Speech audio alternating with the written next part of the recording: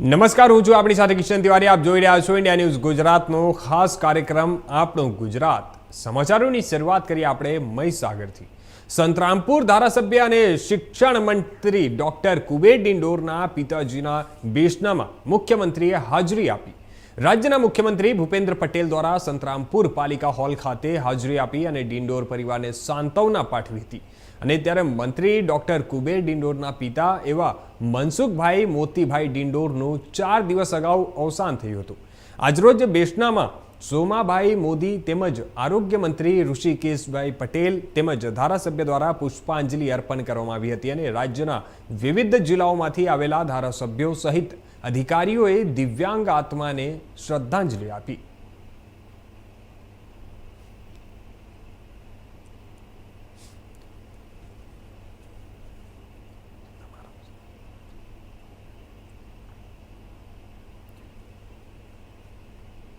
સમાચારોમાં આગળ આપણે વાત કરીએ હવે અમદાવાદની. તો સ્ટેમ સેલે આગામી જીવનશૈલીનો એક મહત્વનો ભાગ બનવા જઈ રહ્યું છે. સ્ટેમ સેલ દ્વારા કોઈ પણ પ્રકારના અસાધ્ય રોગોને પણ માત આપી શકાય છે. હા, શરૂઆતમાં આ ટ્રીટમેન્ટ થોડી મોંઘી લાગી શકે, પણ તેના પરિણામો જે છે તે ખૂબ જ અસરકારક છે. કેન્સર જેવા રોગો સામે પણ આ ટ્રીટમેન્ટની મદદથી નવજીવન પ્રાપ્ત થઈ શકે છે. જો કે હમણાં સુધી આ ટ્રીટમેન્ટ મેડિકલ ઇન્સ્યોરન્સ હેઠળ આવતી ન હતી, પરંતુ હવે ટૂંક સમયમાં જ ખૂબ જ સરળ પદ્ધતિથી આ ટ્રીટમેન્ટ લઈ શકાશે. અને હમણાં તાજેતરમાં જ જણાવી દઈએ કે વલસાડના ગ્રાહક વિવાદ નિવારણ આયોગ દ્વારા એક ઇન્સ્યોરન્સ કંપનીને લીવર સિરોસિસના દર્દીને સ્ટેમ સેલ થેરાપી માટે 4 લાખ રૂપિયાનો ક્લેમ ચૂકવવાનો આદેશ આપવામાં આવ્યો હતો. આ કેસમાં વલસાડના જે એક નાગરિક છે કે જે મ્યુચ્યુઅલ ફંડ એડવાઇઝર તરીકે કામ કરતા હતા, તે 7 સપ્ટેમ્બર 2022થી 1 વર્ષ માટે 4 લાખ રૂપિયાની ગ્રુપ હેલ્થ ઇન્સ્યોરન્સ પોલિસી ખરીદી હતી અને તેમને 19 મે 2023ના રોજ અમદાવાદની સેલ સ્ટાર હોસ્પિટલમાં લીવર સિરોસિસ માટેના સ્પેશિયલ ડોક્ટર દિવ્યાંગ પટેલ પાસે આ સ્ટેમ સેલ ટ્રીટમેન્ટ કરાવી હતી. ત્યારે ઇન્સ્યોરન્સ કંપનીએ આ ક્લેમ નકારી કાઢ્યો હતો.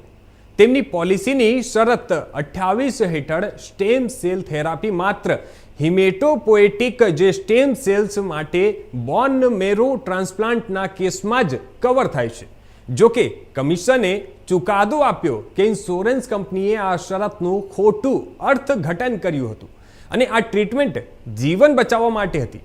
ત્યારે કમિશને આવું નોંધ્યું કે કંપનીએ દર્દીની ટ્રીટમેન્ટ વિશે કોઈ નિષ્ણાતનો અભિપ્રાય રજૂ કર્યો ન હતો અને આ ક્લેમ નકારવાનો નિર્ણય ખોટો હતો. પરિણામે કમિશને ઇન્સ્યોરન્સ કંપનીને 4 લાખ રૂપિયા જાન્યુઆરી 2023થી 8% વ્યાજ સાથે ચૂકવવાનો આદેશ આપ્યો. ઉપરાંત હેરાનગતિ માટે 3000 રૂપિયા વળતર તરીકે ચૂકવવા માટે કહ્યું.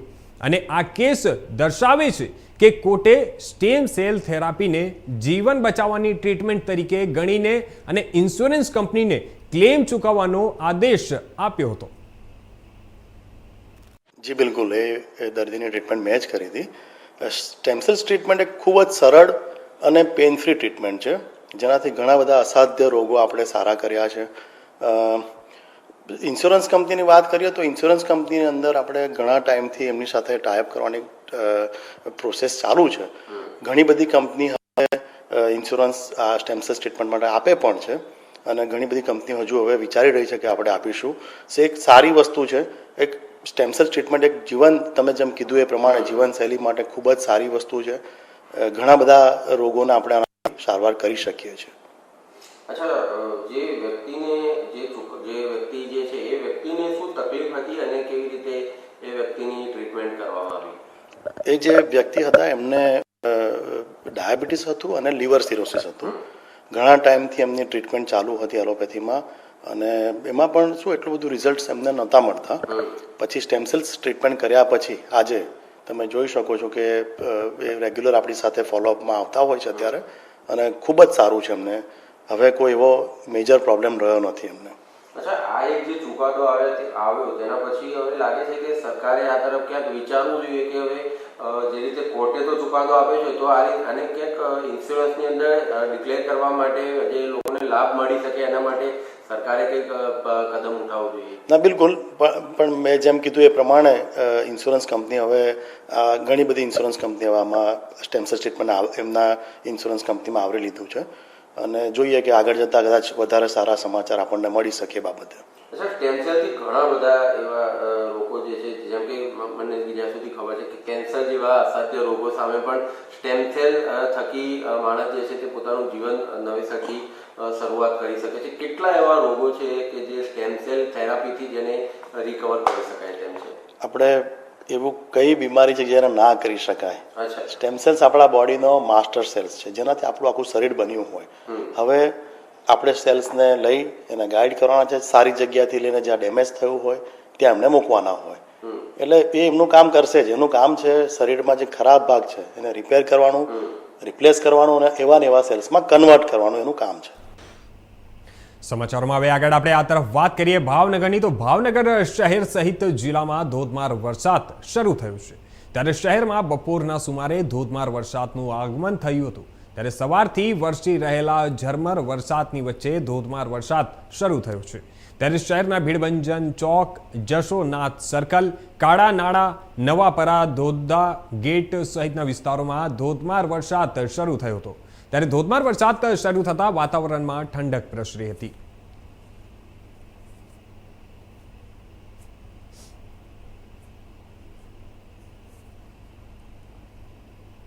તો આ તરફ વાત કરીએ હવે આપણે મહીસાગરની. તો હવામાન વિભાગની આગાહી મુજબ મહીસાગર જિલ્લાના બાલાસિનોરમાં ધોધમાર વરસાદ વરસી રહ્યો છે.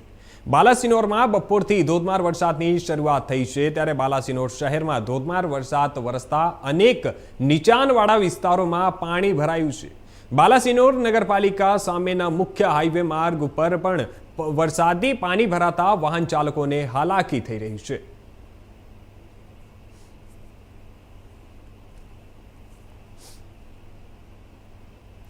આ તરફ વાત કરીએ હવે આપણે વડોદરાની. તો આજે તાજિયા વિસર્જનનો દિવસ છે અને શહેરમાં અલગ અલગ વિસ્તારોમાંથી તાજિયા જુલુસ સ્વરૂપે લાવવામાં આવી રહ્યા છે.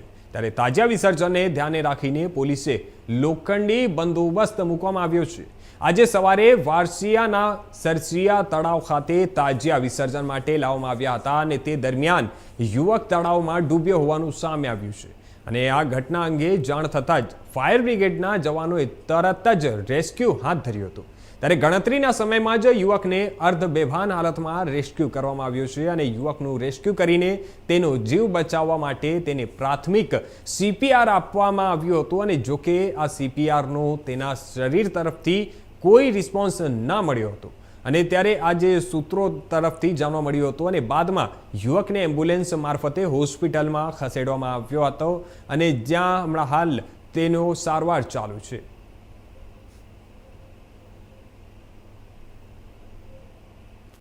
કલાક છે ઢૂંઢેલા કંઈ મળતા નતા. અમે ભાઈ બંને ભાઈ પડ્યા ને એને કાઢી લીધું છે ને દવાખાનામાં 10 ફૂટ અંદરનું એને કાઢ્યો. એ તો હું તો મારા ઘેરથી હમણાં જ આવ્યો, ખાલી 10 મિનિટ થઈ મને ને અહીંયા 1-1.5 કલાકથી અહીંયા ઊભી રહ્યા હતા. પણ સારું છે કે તઈ જગ્યા મને ખાલી દેખાડી દીધી એટલે ત્યાંથી ડાયરેક્ટ અંદર જઈને છેક પાતાલમાંથી બહાર લઈને આવી ગયા. કામ થાય નાનપણ, આખું નાનપણ મારું 10-12 વર્ષથી એટલે નાનપણ તલાવમાં જાય. ઘટના બની છે, આની પહેલાં બી આવા બનાવો બનેલા છે અને તાત્કાલિક સહાય મળી બી ગઈ છે અને કેટલા લોકો બચી પડી ગયા છે. અને આનંદ શું છે કે સ્વયંસેવકો બી છે, ફાયર બ્રિગેડ બી છે, બધાએ અહીંયા સલામતીના પગલાં માટે આ છોકરાઓને ભગાડતા હતા. પણ છોકરાઓમાં એવી આદત હતી કે અહીંયાથી ભગાડે તો પહેલાં હરાપા, જ્યારે પહેલાં હરાપાથી ભગાડે તો પહેલાં હરાપા અને વચમાં ક્યારે ખુદીને જાય એ ટ્યુબ પર આવે અને ટ્યુબ આડી થઈ ગઈ હોય તો બી આ બનાવ બની હોય. એ 15 વર્ષનો હતો. એ તો આપણા ડૉક્ટર કહેશે કે શું હાલત છે. મેસેજમાં આટલું જ છે કે આ કોઈ પૂર્વ આયોજિત કાવતરો નથી કે કોઈને કંઈ દુશ્મની નથી. આ એક એક્સિડન્ટ છે અને એક્સિડન્ટના અંદર કંઈ બી થઈ શકે છે. એમ નાના બાળકોને મેસેજ હજી આપવા માંગે છે કે ભાઈ કિનારા પર ઊભા રહો અને મોટાઓ સમજાવે છે તો એને સમજવું જોઈએ અને તળાવ પાણીના અંદર ના જવું જોઈએ. સમાચારોમાં હવે આગળ આપણે વાત કરીએ ભાવનગરની. તો ભાવનગર જિલ્લાના પાલીતાણા ખાતે આવેલા સૌરાષ્ટ્રનો સૌથી મોટો ડેમ શેત્રુંજી ડેમમાં નવા નીરની આવક થઈ રહી છે. ત્યારે શેત્રુંજી ડેમ નવા નીરની આવક થતાં હાલ ડેમની સપાટી 33 ફૂટ 9 ઇંચે પહોંચી છે. ત્યારે હાલ શેત્રુંજી ડેમમાં 7,508 ક્યુસેક પાણી આવક શરૂ થઈ છે. શેત્રુંજી ડેમમાં પાણીની આવક થતાં તંત્ર દ્વારા પાલીતાણા અને તળાજા સહિતના ગામોને એલર્ટ કરાયા છે.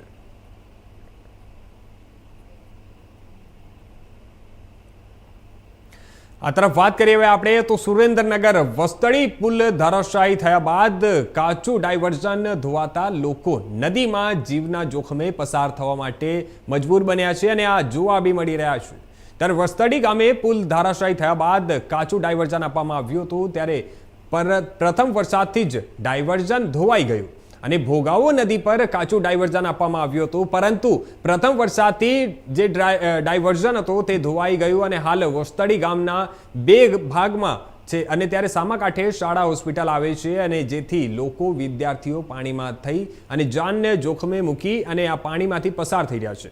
વસ્તળી, ચૂડા, બોટાદ સહિત અંદાજે 40 જેટલા ગામોનું આ એક સાથે જોડાણ છે અને હાલ કોઝવે ધોવાતા વાહન ચાલકોને 15-20 કિલોમીટર જે છે તે ફેરો કરી અને ત્યારે જવું પડે છે. ત્યારે ગ્રામજનોએ તાત્કાલિક કોઝવે ઊંચો બનાવવા અને પાકો બનાવવા માટે માંગ કરી છે. નહીં તો ગાંધી ચિંધ્યા માર્ગે આંદોલનની ચીમકી ઉચ્ચારી હતી.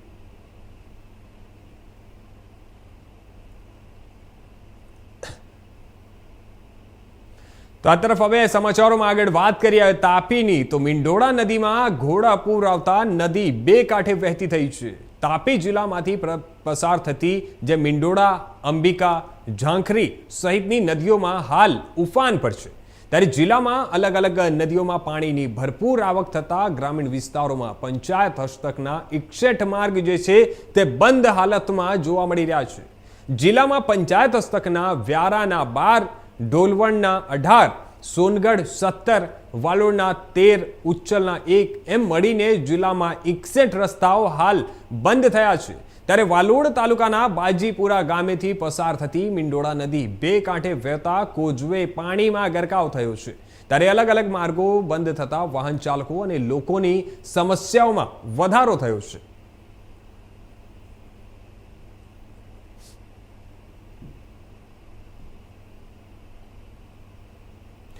ચોમાસાની શરૂઆતથી જ ગુજરાતના દક્ષિણ ભાગોમાં મેઘરાજાની ધમાકેદાર બેટિંગ યથાવત રહી છે.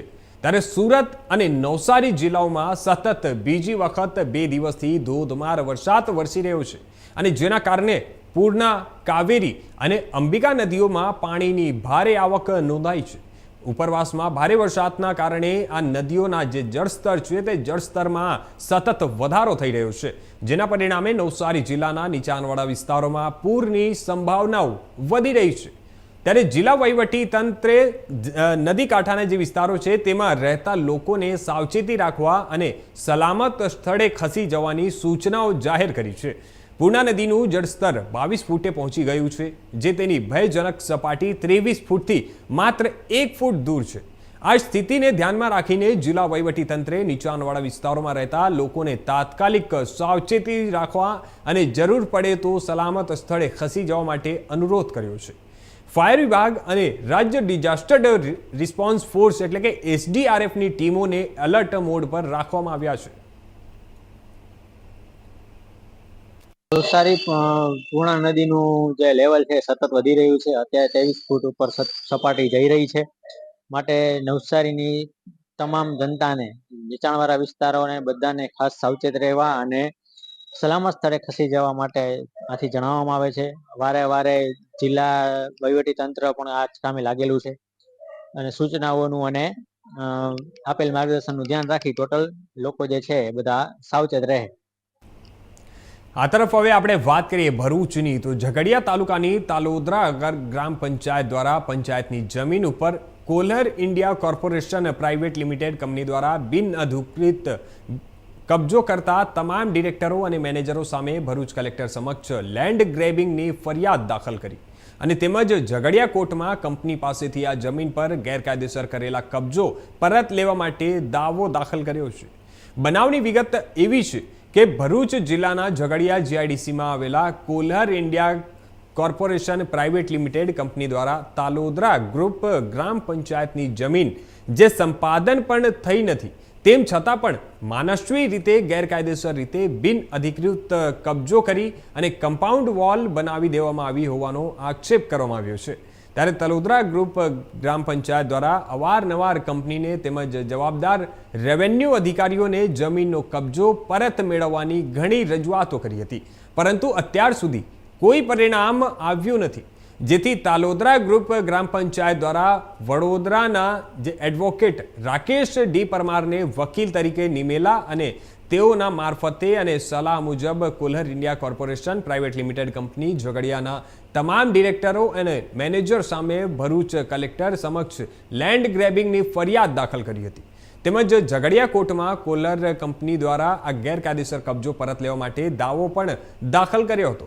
ત્યારે તાલોદરા ગ્રુપ ગ્રામ પંચાયતના સરપંચ અને વકીલ દ્વારા એવું જણાવવામાં આવ્યું હતું કે આવી મોટી કંપનીઓ દ્વારા અધિકારીઓના મેળા પીપણામાં સરકારી જમીન ઉપર બિન અધિકૃત કબજો કરતા હોય છે અને તેવા ઘણા બનાવો બને છે અને જીઆઈડીસીમાં તેનો દાખલો બેસે તે માટે આ કાર્યવાહી કરવાની ફરજ પડી છે અને આવી ઘટનાઓ જે છે તે ઘટનાઓ કંપનીઓ સામે માટે પણ લાલ બત્તી સમાન કેસ છે અને તેમ જણાવ્યું હતું।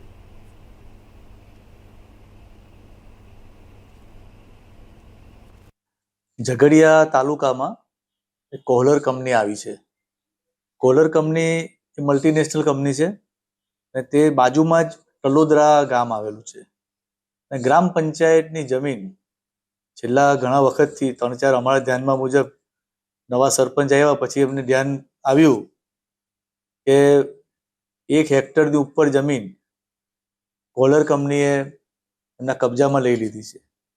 એ બાબતે સરપંચશ્રીએ તાલુકા વિકાસ અધિકારીને જાણ કરી હતી, એમણે તપાસ કરી, પછી માલુમ પડ્યું કે એમાં ચોક્કસ આ લોકોએ જમીન પડાવી લીધી છે, પંચાયતની જમીન। ત્યારબાદ તાલુકા વિકાસ અધિકારીએ અમને સૂચના આપી કે તમે આ જમીન ક્લિયર કરીને તમે કબજો લઈ લો। આ લોકોએ કલેક્ટરને પાસેથી માંગણી કરી કે કોઈ સારા અધિકારીઓ અમને આપો, તો 2/7/2024 રોજ આ લોકોએ તૈયારી કરી કબજો લેવા માટે, કાયદેસરનો કબજો લેવા માટે સૂચના મુજબ। એવીના ડીએસપીને વાત કરી કે તમે બંદોબસ્ત આપો, તેમ છતાં આ લોકોએ કોઈ બંદોબસ્ત કોઈ સહકાર ના આપ્યો। એટલા માટે પછી આ લોકો બિલકુલ એકદમ નિરાશ થઈ ગયા, કારણ કે આ જે લડત છે તેમની એમની પોતાની નથી, ગ્રામ પંચાયતની જમીન છે। ગ્રામ પંચાયતની જમીન એ લોકોની જમીન છે। આવી જમીનને આ મલ્ટીનેશનલ કંપની વાળાઓ હડપ કરી લે એ ખૂબ જ નિંદનીય વસ્તુ બની છે। એના માટે પછી મારી પાસે આવ્યા, અમે લોકોએ મેં જોયા પેપર્સ ને ચોક્કસ લાગ્યું મને કે આની અંદર ગુનો બને જ છે ને આ લોકો ખોટું કરી રહ્યા છે। એટલે પછી એ લોકો સામે ટોટલ 8 વ્યક્તિઓ છે એ લોકો, એમાં રણજીત ઓક કરીને છે, એ સાઉથ એશિયાના હેડ છે આખા કંપનીના। પછી પરેશ પટેલ મેનેજર છે, તેમજ વિરેન્દ્ર આહુજા, અંશી શ્રીવાસ્તવ, સલીલ સદાનંદ, પંકજ કુમાર રાવ અને બ્રેન કેલી અમેરિકન વ્યક્તિ છે, એ પણ ડિરેક્ટર છે આમાં, અને સુનિલ દત્ત એ એડમિનિસ્ટ્રેટિવ ઓફિસર છે અહીંયા। આ તમામ લોકોએ અમારા અસીલ સાથે, પંચાયત સાથે ખૂબ અન્યાયભર્યું વર્તન કર્યું છે અને એમને એમ છે કે કાયદો તો હવે અમે કંઈ કરી નહીં શકે અમને, એટલા માટે અમે આજરોજ ઝઘડિયાની કોર્ટમાં દાવો કરેલો છે કબજો લેવા માટે, જે બિનઅધિકૃત રીતે આ લોકોએ પડાવી લીધો તે, અને બીજો કલેક્ટર સાહેબ સામે સરપંચશ્રીએ લેન્ડ ગ્રેબિંગ એક્ટ હેઠળ તમામ સામે ગુનો નોંધવા માટે એ ફરિયાદ આપી છે। હવે તપાસનો સિલસિલો કલેક્ટર સાહેબ કરશે અને એમાં સાક્ષી બી કલેક્ટરને બનાવ્યા જ મેં, કલેક્ટર બી જાણે છે આ વાતથી કે ગેરકાયદેસર કબજો છોડાવવા માટે પ્રયાસ કરેલો, પત્ર બી લખેલા જ કલેક્ટરને સરપંચશ્રીએ। એટલે તમામ બધા પાસાઓ જોતા, કેસ જોતા સ્પષ્ટ જણાય છે કે કંપનીએ ચોક્કસ જાણી જોઈને આટલી બધી જે જમીન પડાવી દીધી છે, એના ન્યાય માટે આ લોકોએ આજરોજ કોર્ટમાં તેમજ કલેક્ટરમાં આગળ વધેલા છે પંચાયત. સમાચારોમાં હવે આગળ આપણે વાત કરીએ સુરેન્દ્રનગરની. તો ચોટીલા પ્રાંત અધિકારીએ મૂડી તાલુકામાંથી ગેરકાયદેસર કાર્બોશેલનું ખનન કરતા લોકોને ઝડપી પાડ્યું છે. મૂડીના આસુંદરાણી, દુધઈ અને ધોડિયા ગામની સીમમાંથી ગેરકાયદેસર કાર્બોસેલનું ખનન કરતા 14 કુવાઓ પર 300 મેટ્રિક ટન કાર્બોસેલ, 4 ચરખી, 30 વિસ્ફોટક સહિત કુલ રૂપિયા 11 લાખનો મુદ્દામાલ કબજે કર્યો છે. ચોટીલા પ્રાંત અધિકારી HT મકવાણાની રેડથી ભૂમાફિયાઓમાં ફફડાટ ફેલાયો છે.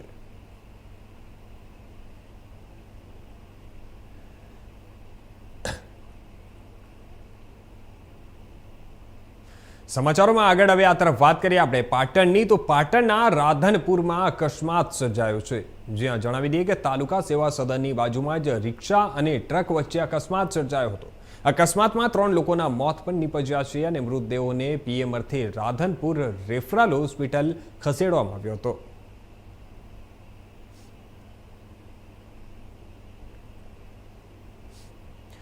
ઉપરવાસમાં ભારે વરસાદને પગલે અંબિકા નદીએ રૌદ્ર સ્વરૂપ ધારણ કર્યું છે. ત્યારે ડાંગ જિલ્લામાં છેલ્લા 24 કલાક દરમિયાન વરસેલા ભારે વરસાદને પગલે અંબિકા નદીમાં પૂરની સ્થિતિ સર્જાઈ રહી છે. ત્યારે મહુવા તાલુકાના ઉમરા ખાતે આવેલા ઐતિહાસિક મધર ઇન્ડિયા ડેમ ઓવરફ્લો થયો છે. મધર ઇન્ડિયા ડેમ 16 કલાએ પણ ખીલી ઉઠ્યો છે અને ત્યારે મધર ઇન્ડિયા ડેમનો નજારો જે છે તે પ્રવાસીઓ માટે આકર્ષણનું કેન્દ્ર બન્યો છે. અંબિકા નદીમાં પૂરની સ્થિતિ જોતા આવનાર 24 કલાક ધોધમાર વરસાદ ડાંગ જિલ્લામાં વરસે તો નવસારી શહેર તેમજ જિલ્લાની સ્થિતિ કફોડી થઈ શકે છે.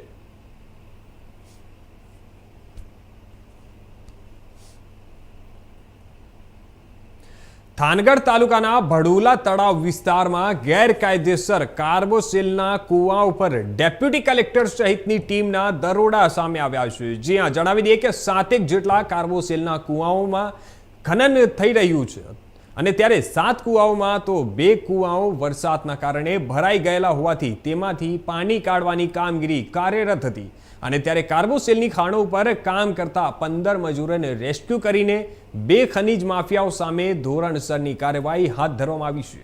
150 મેટ્રિક ટન કાર્બોસેલ, 6 ચરખીઓ, 1 મિની ટ્રેક્ટર સહિત 7 ટ્રેક્ટરો, 5 જનરેટર, 30 નંગ સુપરવાઇઝર, 90 વિસ્ફોટક પદાર્થ, 180 મીટર ડિટોનેટર વાયર સહિત 74 લાખનો મુદ્દામાલ જપ્ત કરીને થાનગઢ મામલતદાર કચેરી ખાતે ખસેડવામાં આવ્યો છે. ત્યારે ગેરકાયદેસર કાર્બોસેલના ખનન કોણ હતું તે સહિતની તપાસ તંત્ર દ્વારા હાથ ધરવામાં આવી છે.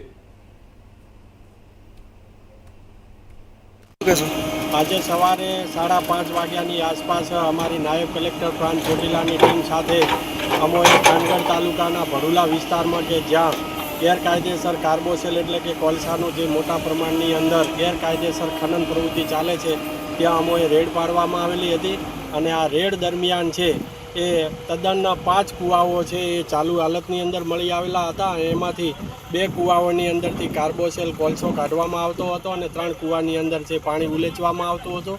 આ તમામ જગ્યાઓ પરથી 7 ટ્રેક્ટર છે એ ટ્રેક્ટર જપ્ત કરવામાં આવેલા છે. 5 છે જનરેટર જે ટ્રેક્ટરની પાછળ છે બાંધવામાં આવેલા હતા, 5 જનરેટર જપ્ત કરવામાં આવેલા છે અને સાથે 5 છે ચરખીઓ પણ જપ્ત કરવામાં આવેલી છે અને આ 150 મેટ્રિક ટન છે એ કાર્બોસેલનો જથ્થો પણ મળી આવેલો છે. આમ મળીને કુલ 74 લાખનો મુદ્દામાલ છે એ હાલ ભડુલા વિસ્તારમાંથી કબજે કરી અને મામલતદાર કચેરી થાનગઢ ખાતે ખસેડવાની કામગીરી ચાલુમાં છે. સાથે આજે રાત્રે મૂળી તાલુકાના અસુંદરાળી ગામે અસુંદરાળી અને સુરેન્દ્રનગરના પાટડીના કમાલપુર ગામની સીમમાં વરસાદી પાણીથી ખેતરો જે છે તે જળબંબાકારની સ્થિતિમાં જોવા મળી રહ્યા છે. નર્મદા કેનાલ બનાવવા બાદ વરસાદી પાણીનો નિકાલ ન થતા અંદાજે 500 વીઘા જમીન પાણીમાં ગરકાવ થયો છે. ખેતરો પાણીમાં ગરકાવ થઈ જતા ખેડૂતોએ ધારાસભ્ય તેમજ પાટડી મામલતદાર કચેરી ખાતે રજૂઆત કરી અને પાણીના નિકાલની કાર્યવાહી કરવા માટે માંગ કરી છે. ત્યારે છેલ્લા 7 વર્ષ કરતાં પણ વધુ સમયથી દર વર્ષે ચોમાસામાં વરસાદી પાણી જે છે તે ખેતરોમાં ભરાઈ રહેતા ખેડૂતોને વ્યાપક નુકસાન થાય છે. 500 વીઘા જમીનમાં અંદાજે 2 થી 3 ફૂટ પાણી ભરાઈ રહેતા એરંડા, કપાસ સહિતના પાકનું વાવેતર નિષ્ફળ જવાનો ભય છે.